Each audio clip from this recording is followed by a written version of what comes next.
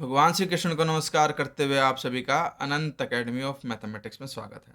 देखिए, इस एपिसोड में हम अलजेब्रिक नंबर थ्योरी की दो थ्योरम करेंगे। Any integer in Z omega which is neither zero nor unit is divisible by A prime in Z omega. यानी कि मान लो हमारे पास रिंग ऑफ आइंस्टाइन इंटीजर के अंदर कोई एक इंटीजर आता है जो ना तो जीरो है ना ही यूनिट है, तब वो डिविजिबल होगा किसी प्राइम से और वो प्राइम इसमें बिलोंग करेगा जेड ओमेगा में। तो हमने लिया xi a plus b omega, B any integer in Z omega which is neither zero nor unity, तो गिवन लेकर के चले। If xi is a prime in Z omega, अगर ये एक्साइल प्राइम है तो every prime is divisible by itself, therefore we having nothing to prove. तो हमें कुछ प्रूफ करना ही नहीं है क्योंकि ऑलरेडी डिवाइड होगा। लेकिन अगर आपके पास वो प्राइम नंबर नहीं है तब क्या होगा? Let xi be not prime, then we must have xi is equal to alpha one beta one. तो वो वही सीधी सी बात है, प्राइम नहीं है तो उसके फैक्टर बनेंगे, एक अल्फा वन एक बीटा वन, और ये अल्फा वन बीटा वन किससे बिलोंग करेंगे? जेड ओमेगा से बिलोंग करेंगे, such that norm of alpha one is greater than one, norm of beta one is greater than one. और इस तरह से होंगे कि इन दोनों की जो नॉर्म है ग्रेटर देन वन, क्योंकि अगर इनमें से एक की भी नॉर्म इक्वल टू वन होगी तो वो प्राइम बन जाएगा, जो पॉसिबल नहीं है अभी क्योंकि हम नॉट प्राइम लेके चले हैं।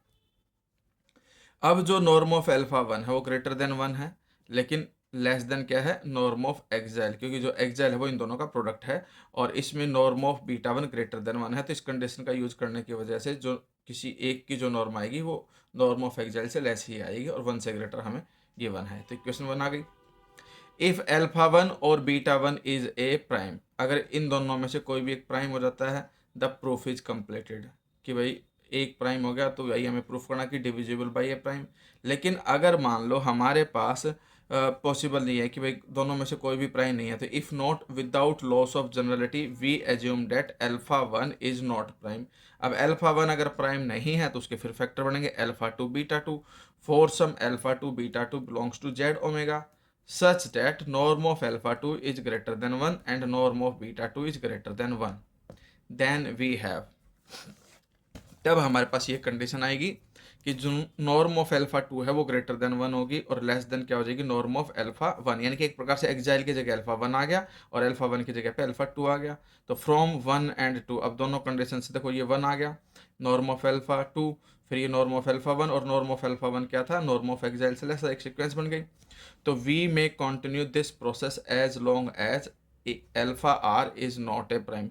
हम जब तक इस प्रोसेस को फॉलो करेंगे जब तक आपका कोई अल्फा आर जो है वो प्राइम नहीं आता है तब तक, ठीक है। तो इस तरह से आपके पास an xi greater than an norm of alpha one greater than norm of alpha two is a decreasing sequence of rational integers. Decreasing sequence आ जाएगी रेशनल इंटीजर्स की। We must come to a prime alpha r, और इस तरह से चलते चलते, क्योंकि फाइनाइट है तो कहीं ना कहीं जाकर स्टॉप जरूर होगा, तो कहीं ना कहीं लास्ट में एक आपका अल्फा आर आएगा जो प्राइम होगा। एंड देन वी हैव, और इस तरह से आपके पास जो एक्साइल है वो अल्फा वन बीटा वन है।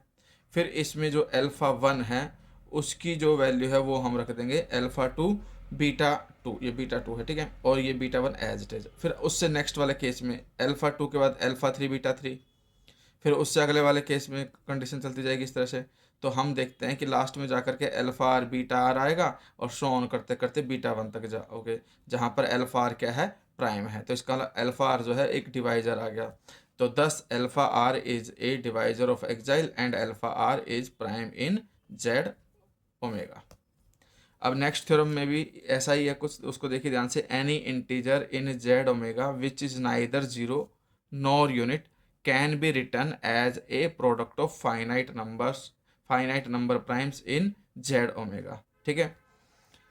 अब हमारे पास यहाँ पर वैसे एक्साइल लेके चले a plus b omega omega B any integer in Z omega which is neither unit nor zero, ना तो यूनिट है ना ही जीरो है। अगर एक्साइल आपके पास प्राइम है, ठीक है, तो रिजल्ट इज ट्रू, क्योंकि वो प्रोडक्ट ऑफ प्राइम्स दिखाना है तो खुद के साथ प्रोडक्ट सेम ही आएगा, वो प्राइम है ही।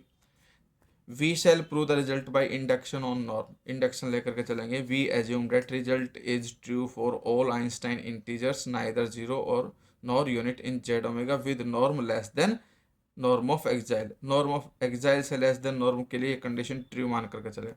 Now if xi is not a prime, अगर ये प्राइम नहीं है, देन बाय अबो थ्योरम, जो हमने अभी पहले किया था कि अगर जो एक्साइल है और नाइदर यूनिट नॉर जीरो हो और प्राइम नंबर नहीं है, तो उसे हम क्या लिख सकते हैं कि वहाँ पर एक प्राइम आएगा, पाई ले लिया हमने उसको, जो इस एक्साइल को क्या करेगा, डिवाइड करेगा। तो there exist a prime pi such that pi divides exile.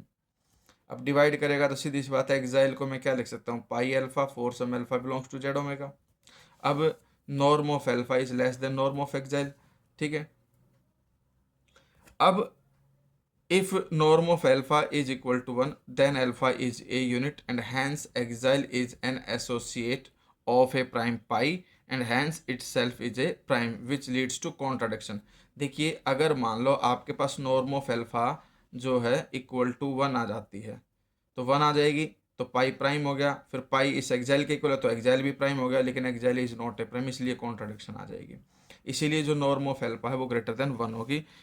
We have obtained norm of alpha is norm of exile and alpha is neither zero nor unit, so by induction hypothesis alpha can be written as a product of primes in z omega। क्योंकि हम induction ही लेके चले थे, उसमें condition ही लेके चले थे कि नॉर्म लेस देन अगर एक्साइल है आपके पास तो उसे हम प्राइम्स का प्रोडक्ट लिख सकते हैं।